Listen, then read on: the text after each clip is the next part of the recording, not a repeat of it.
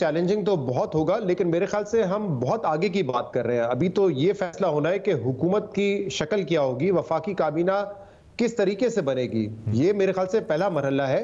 और चैलेंजेस इतने संगीन है कि आप खुद देख लीजिए कि नवाज शरीफ साहब जो कि मुल्क में आए थे, चौथी मरतबा वजीर आजम बनने की उनकी पेशगोइयां हो रही थी, बल्कि उनकी तरफ से खुद इश्तिहार दिए जा रहे थे कि fourth time prime minister Nawaz Sharif, वजीर आजम नवाज शरीफ। ऑल्दो साफी साहब तो हमें बहुत पहले बता चुके थे कि ये होता हुआ उनको नजर नहीं आ रहा और शहबाज शरीफ साहब होंगे, लेकिन नवाज शरीफ की अपनी ख्वाहिश थी वजीर आजम बनने की।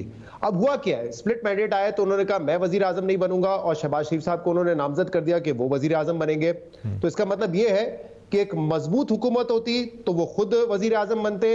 एक कमजोर हुकूमत आई है स्प्लिट मैंडेट के साथ, तो उन्होंने शहबाज शरीफ साहब को आगे कर दिया है। अगर नवाज शरीफ साहब समझते हैं कि उनके पास सलाहियत है मुल्क को मुश्किलात से निकालने की, तो अब तो ज्यादा मुश्किल है ना, क्योंकि स्प्लिट मैंडेट है। तो फिर उनको ये ओहदा लेना चाहिए था और उनको इस मुश्किल घड़ी में जो है वो स्टेट्समैन का किरदार अदा करके मुल्क को मुश्किलात से निकालना चाहिए था।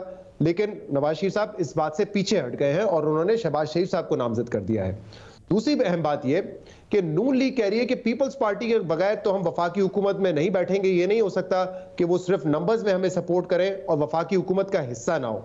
तो भाई अगर आपको ये मौका मिल रहा है कि आपको नंबर्स में पीपल्स पार्टी की सपोर्ट है, लेकिन आप अपनी काबीना बनाएं, हर अहम वजारत आप अपने पास रखें और इसके अलावा एक महदूद काबीना बनाएं और फैसला साजी करें। लेकिन नून लीग ये करने के लिए तैयार नहीं है। वो कह रहे हैं कि हम क्यों बोझ उठाएं।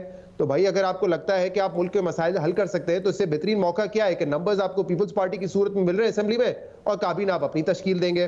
पीपल्स पार्टी 16 माह के एक्सपीरियंस के बाद इन चैलेंजेस को निपटने के लिए एक कोalition गवर्नमेंट में जाने को तैयार नहीं है। वो भी कह रहे हैं हम बाहर से बैठ के फैसले कर हम बाहर से बैठ के सपोर्ट करेंगे, फैसला साजी में हिस्सा नहीं डालेंगे हम, क्योंकि हमारा मंशूर तो मुख्तलिफ है और मंशूर हम उसी वक्त इंप्लीमेंट कर सकते हैं जब वजीर आजम हमारा हो।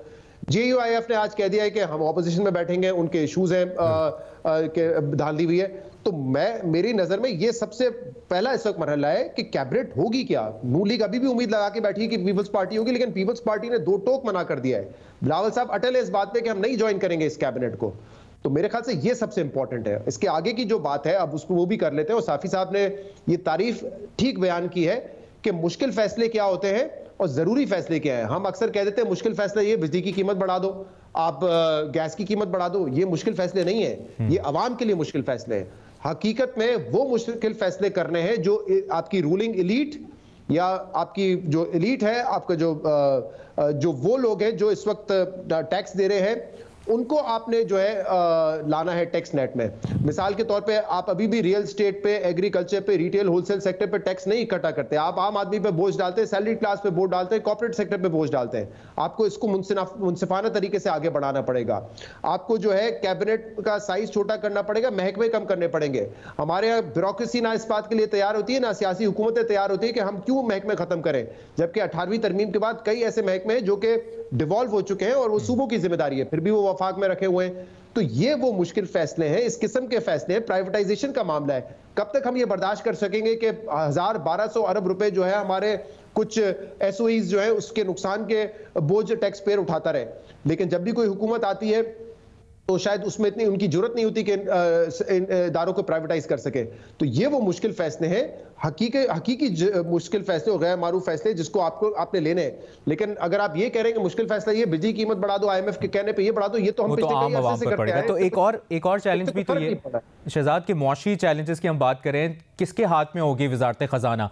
क्या इसहाक डार साहब संभालेंगे? क्योंकि पीपल्स पार्टी तो अपोज करती रही है कि इसहाक डार साहब को नहीं होना चाहिए।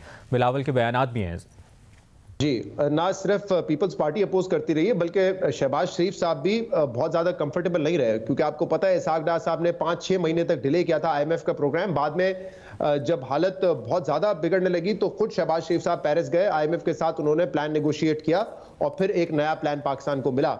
बिजनेस कम्युनिटीज के भी कंसर्न रहे हैं कि जिस तरीके से IMF का प्रोग्राम डिले हुआ, तो ये तो बड़ा इंटरेस्टिंग होगा देखना कि वजीर खजाना कौन होगा। इस वक्त मैं आपको इतना बता सकता हूं, जो टॉप एक कैंडिडेट है, he is a professional banker, और हो सकता है कि वही आपके वजीर खजाना हो। और वो नाम अगर आप बता दें? बस वो फिर जब आएगा तो सामने पता चल जाएगा। मैंने इतना हिंट दे दी, एक टॉप बैंकर है, उनका नाम इस पर गर्दिश कर रहा है।